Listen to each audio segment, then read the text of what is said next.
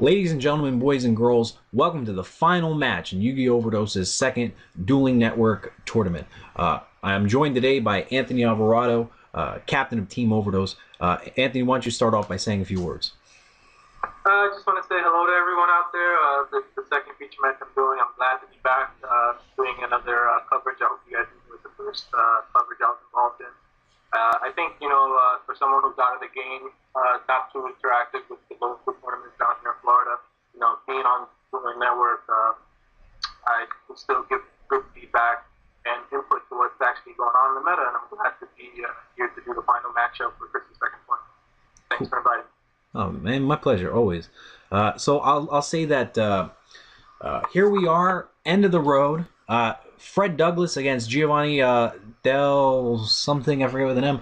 Both of these guys are playing Fire Fist, and we're going to talk more about the differences in their decks. But it's interesting to note that of all the decks that were in this tournament, of the 47 participants in this tournament, 8 of them played Fire Fist, whereas 10 of them played Windups. Windups wound up getting 3rd and 4th place, while Fire Fist wound up beating both of those in the top 4, and now they're playing against each other.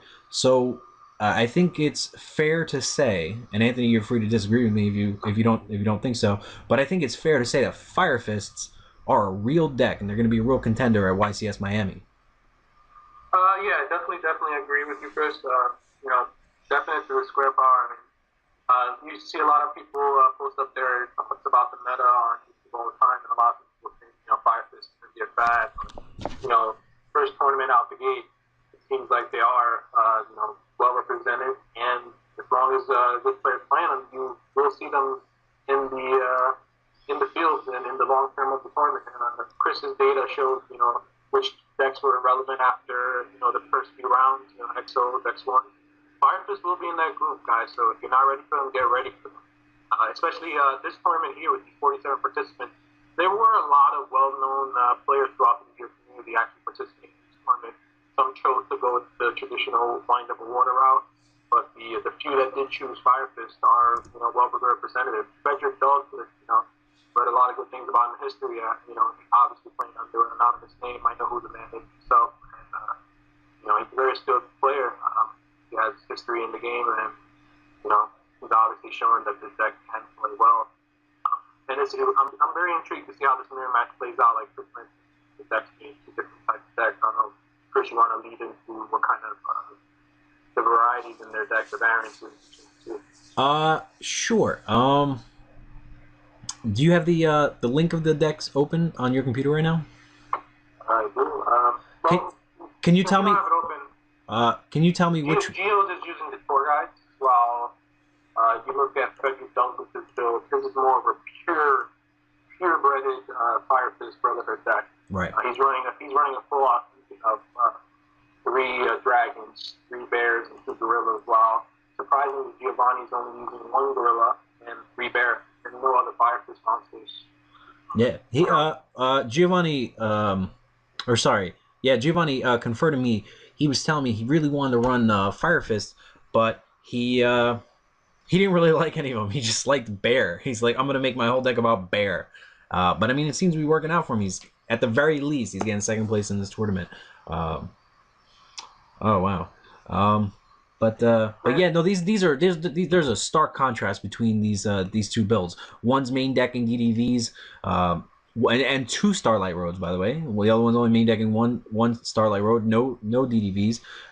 He's using hand traps, veilers, and maxi and tour guides. Oh, you know what's interesting? I didn't even notice this before. Fred Douglas is not even playing a single copy of Mystical Space Typhoon or Heavy Storm. Yeah, Frederick Douglas is opted to side deck the 3 MSPs using his gorillas. Ability to destroy back rows in order to compensate for the MSP. And I'm pretty sure he's not using Heavy Storm because how committed his deck does get to the back rows. He's using 3 copies of Phoenix Chain, obviously, to combat some of the meta choices, stopping the Megalo from adding the Abyss Spear, stopping the Windup from looping, stopping Rat from getting that guy from there. But it's very good for the mirror match.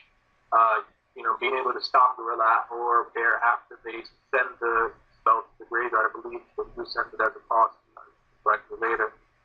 But yeah, definitely a good card going into the Miami event if anybody's preparing for Miami. And to get more into the variances of the decks, a lot of people in their windups, water, any of the top tier decks right now are all debating, what's the right number of hand traps? 0, 2, 3, maybe just one of each. People are opting to play boards, not play boards, play track.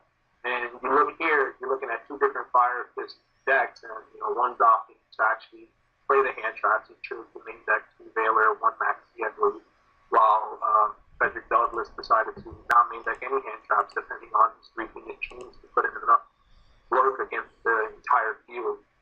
Phoenix Chain seems to be a little bit safer, being that it can stop the Fire Fist effects throughout, while Maxi doesn't seem to do as much.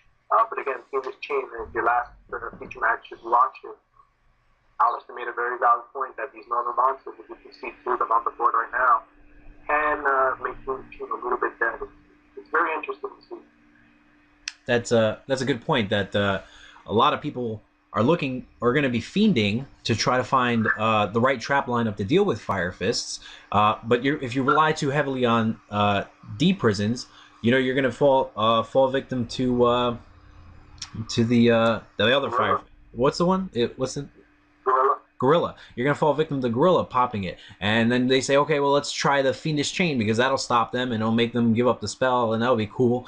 But then you got to deal with... Werewolf says, what's up? Yeah, Gene War Werewolf's just going to hit you in the face. And then, you lose games just because of that, because you have a Fiendish Chain that you cannot even activate on it. I mean, I remember plenty of times in past ones playing against Dino Rabbit and them summoning Sabersauruses and swinging, and it wasn't a good feeling to have Phoenix Chains down that you were hoping to stop four guys, and all of a sudden they're just beating you down with normal monsters. Right. In this deck, it's just hard to look at.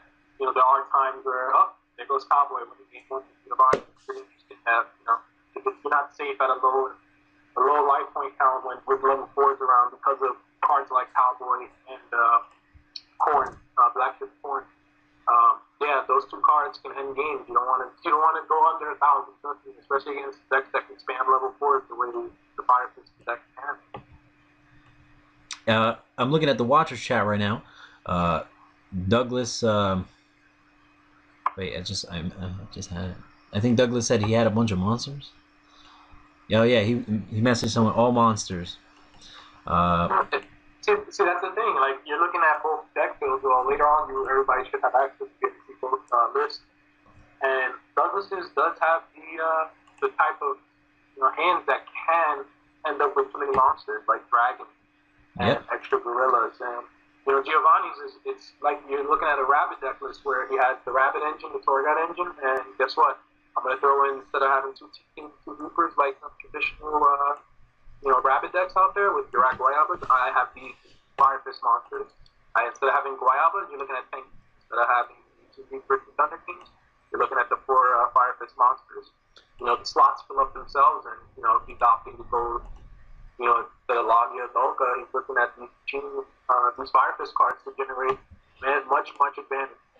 And I think it's very crucial to note that Teamwork Werewolf being a 2000 attacker is very, very solid when it comes to dealing with T-King.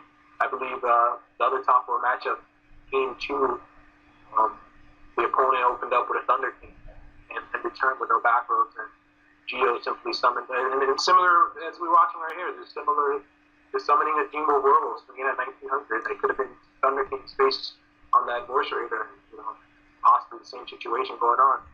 It looks like he's going to be reluctant to attack, knowing that all these attack modifiers could be in the background. So. That's right. Just a quick, let's take a quick glance before too many cards get revealed at Giovanni's and Frederick's side decks. What do you think's coming in? I'm looking at Frederick's right now. I see Prisons. That's about it. And Typhoons. Yeah, I definitely think the Typhoons are coming in. Soul Takers, Prisons. And he might actually be inclined to side deck in the Mind Crush.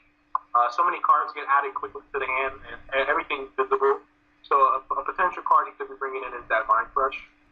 I could also see on Giovanni's side the Soul Takers, perhaps an extra Veiler. He does side deck an additional Gorilla. I don't know if he's going to opt to go that route, but being able to hit those the continuous trap cards before they get activated and damage that could be a crucial part of the strat. That's right. I just want to say, prior to this, prior to this match playing out, well, actually, before I venture to give my opinion, did you have a favorite going into this match, Giovanni or Frederick? I don't know Giovanni. I do know who Frederick Douglass is. Again, I read a lot about him in this month coming up. But what I want to mention is, I gave the experience edge to Douglas, knowing that he has a lot of experience in the game. But looking at the two builds, knowing that Douglas had main deck devastation viruses, although they could stop tour guide, rabbit, and the hand trap. Generally not that useful. I did see how the tour guides can play an advantage when stuff gets removed from play. In for example, this situation, potential Levier stealing a gorilla could, be a crucial play here. I don't know which route he's going to take. Just viewing, just like you guys, it's not pre-recorded and anything live footage. He could go that route, and we have to see where he decides to go with it. I'll say that when I was looking at these lists at the beginning, there were some things I didn't like about Giovanni's list in this particular matchup. Like, I didn't like.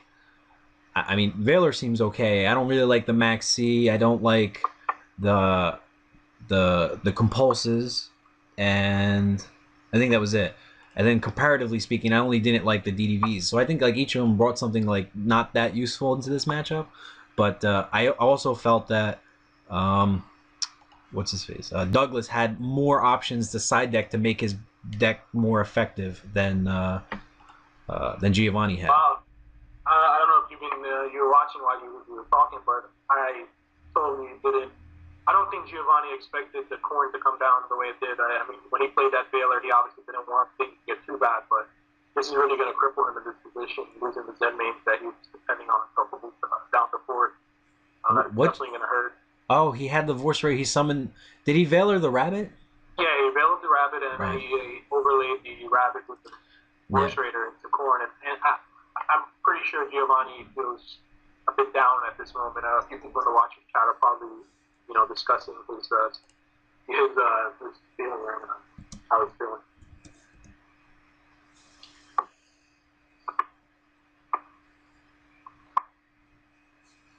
Man. Looking at both these deck lists, again, I would like, anytime I make a deck, I like to, put staples in, and then, for me, unless the deck is team-based and doesn't require a tour guide, I like to put it in. But looking at Giovanni's list, I don't have too many arguments on some of the choices.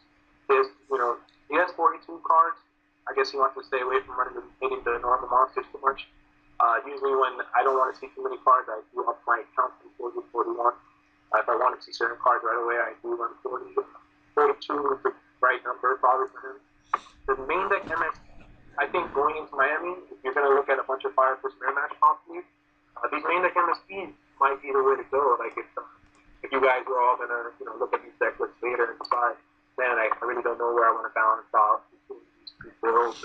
Come up with your own perfected build. That's a very good point. That Typhoon's very relevant. Yeah, I think the Typhoon, to run less than 3 right now, and the way the meta is shaping out is kind of foolish. Look at Waters, they don't have any back row, but if they do play the Abyss Sphere, being able to have a speed as important, sometimes they have those Regeki breaks that you might be able to invade and protect yourself, walk to your force. It's just all about what kind of feeling the player gives you when he sets that back row. Ooh, damage them. So, game 3. That's the thing about, these traps. These traps come and they hit for a lot of damage. These guys are beefy. You're summoning fellas who can reach upward of 22 and more. They're pretty beefy cards. Again, Cowboys and Corns can end games. Those damages. I feel like I'm going back in time. I don't know if you remember. Let's bring the viewers back to old school. You remember Strike Ninja with Blast with Chain? Yeah. I feel like we're suddenly in an age where damage calc matters again. Yeah, it was relevant when I topped I think I topped 32 one of the world championship qualifiers. I lost to Sam Pedigo, who went on to go to world. Shout out to Sam Pedigo. But that tournament was filled with PG monsters. I believe it was their second tournament or third tournament out the gate. And even I believe Stan Trap ran a draft deck that used one of the Phantom Beast as the damage step modifier. And other than Forbidden Lands, a lot of these damage step modifiers were overlooked, throughout these tournaments. And, now they're back, they're relevant again. I mean, Konami's done a great job with bringing relevance to normal monsters outside of the dinos. I believe you and Alex might have had a conversation about that, but We did. They brought relevance. Yeah, they brought relevance to the normal monsters outside of Rabbit. You have the Wild monsters. You have now the Force Raider combination. A lot of this also did inspire, or it was inspired by OCG. A lot of the Force Raider type of decks, but again, it's just another pat on the back for Konami who's developing such a diverse meta. We didn't have this a few years ago. When I was playing in Sean Reeves' basement with Chris, Jerry, Wang, Brian, I mean, we were playing literally the same deck with 2 or 3 cards different. You had 37 staples.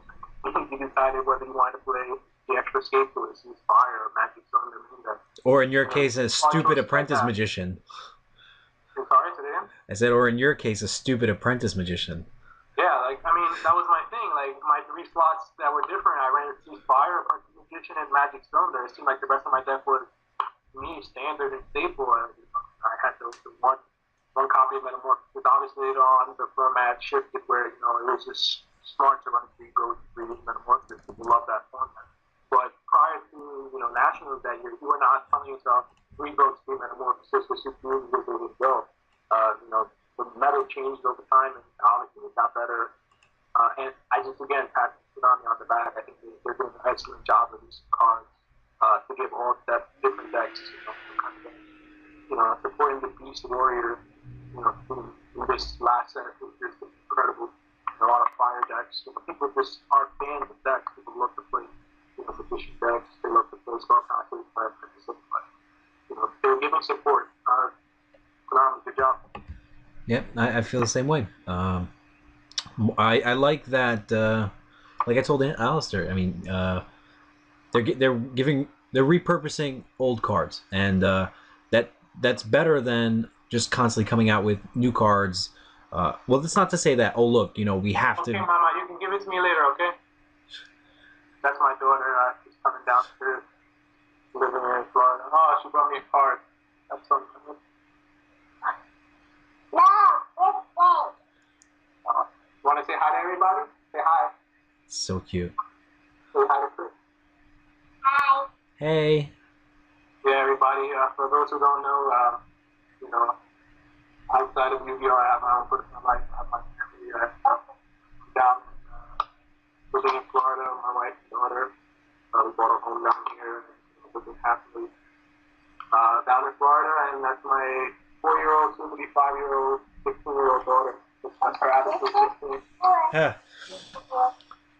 I remember when I came down to visit you this summer. She looked so huge from the last time I saw her, buddy. Yeah, she gets bigger every day. I don't know. Gotta stop feeding her, but then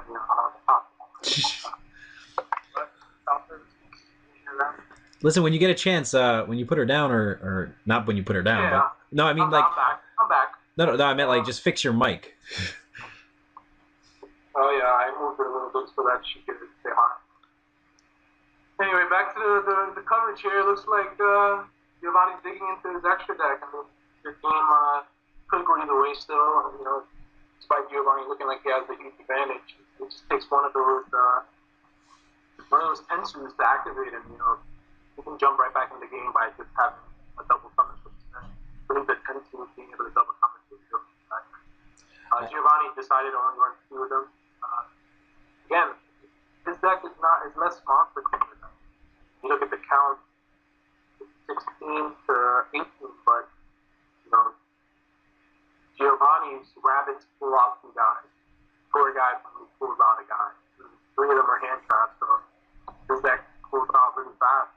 And he just put a bunch of good spells and traps where you're looking at Frederick Douglas's list, other than the rabbits, everything else is a normal summon. So he really relies on that tension. So for those out there, tension is a a really crucial card. I mean, your MSTs stop those tankies right away, but if you have the chance to get rid of those fences and restrict their summons for turns, that's really important. You don't want them to hit Tiger, put a 22 guy out there who potentially gets more ridiculousness added to the back. That works. Like, yeah. I don't know, it's just pretty crazy. I think this is game 3, right? Yeah, it is game 3, and the relatively unknown Giovanni. I don't know who he is. I don't know anything about him. I'm not going to take anything away from him. There's plenty of unknown good players out there. Who make their names with tournaments like this. Some kind of popularity out there. I'm pretty sure he'll have more people watching him on DN. You know what's afterwards. What's you get those people who follow for Winston on DN and stuff like that. Yeah. What's really funny about this is I'm pretty sure Giovanni was the last person to sign up. I think he made a decision to enter this morning, and I had let signups go through the night because a lot of people, their Yu-Gi-Oh players always wait till the last minute, and I was just like, okay, I'm fine with more people playing. It just makes more money for everybody, so he decided to join. I think he was the last one to sign up, and I think he's not regretting that decision at all. Yeah, he's going to end up with a nice tournament, with a good victory if it turns out to be this way. That in-hand Baylor definitely played. You can see, I'm pretty sure he started out the max seed. Kept those Baylors in. I'm looking at his list. He probably brought in the third Baylor over the max seed. He does side like the third Baylor. He seems really well prepared to deal with these kind of matchups. The story guy Levier is definitely going to play a role with those removed from play cards. He doesn't mean Dick Benny prison, but it's just depending on Boston City. So, we'll be bringing in prison against him. To be clear, I mean, I'm looking at the two lists. If you were, or let me put it this way, Douglas's list looks a lot similar to what my first build was. Like the first thing that I would think, okay, look, let me make a Fire Fist deck, and then that's kind of something like what I would put together. Whereas Giovanni's list looks like something that he's been playing with for a while, and like he likes certain tech cards, or he likes certain ratio. Like it seems like he's more comfortable with his deck. I believe he's made tweaks. I mean, Douglas, I'm pretty sure, has worked with a group of players who put this list together. A few of the people, who else? The other person who top, possibly running something very similar. A few of the other deck lists I've seen, would definitely play to, be team oriented and come up with one solid build. The decks performed really well. Douglas only had one loss throughout the day. His loss coming to the Bond Diesel. I don't know the future match. I definitely caught a watch on that. That was a very good matchup. The Bond, started to come off, I think, 3 or 4 now with water, like 44 cards. Pretty crazy, but I mean, it's been a good showing for Douglas so far, and his build it's pretty good. It is very similar to the one you sent me. You sent the list with just pure Fire Fist, and here we go. Let's gain these advantages and slow beat for game with the continuous cards that the Fire Formation cards. But you do make a point that Douglas worked in conjunction, undoubtedly worked in conjunction with other players. Oh, that's another point. I just want to say, Maestroke is really clutch in these matchups. Anyway, so you work in conjunction with other players, and a lot of them use the same build, but that particular build was very successful in this tournament. I think 2 of them topped. Am I right? I have to go back and double check, but I do believe 2 of them topped. It could have been a case where Giovanni. I remember this actually. Never mind. I do remember. When we were deciding which match we wanted to cover for the top 8 match, we decided to go with the Fire Fist and Rabbit matchup. But there was a water wind-up, which wind-up did take both of those games, which is why it was 2 wind-ups in top 4. But the other feature match was a Fire Formation deck, a Fire Fist deck versus a Fire Fist deck. And it was Giovanni versus, I believe it was George Carver, one of Frederick Douglas's teammates, running a very similar build, if not card for card, the same build. And Giovanni was the winner in that one, so if you wanted to take a history towards this matchup before it started, you can say that Giovanni, was definitely in the There is again the fire formation. Henson just ending the game with damage step. Congratulations to Giovanni.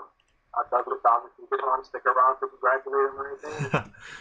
It's okay. Yeah, I guess that's what it is. The dragon is too slow. Everybody, there you go. You want to make the comment. You only need 4 fire fist monsters clearly to win the tournament. So for all of you out there, only invest in 1 dragon, 1 gorilla, 3 bear, and you're good to go. That's it.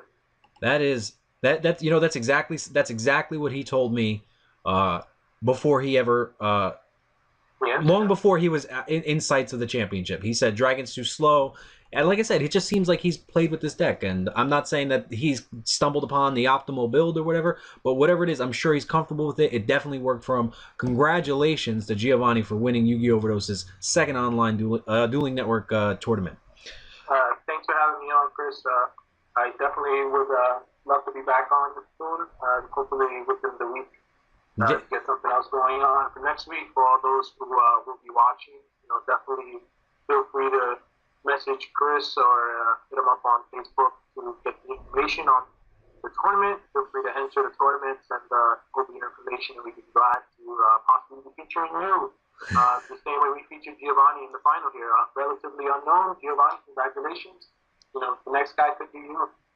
All right, Anthony, listen, thank you. I appreciate you you doing this, and I'll catch you soon, buddy.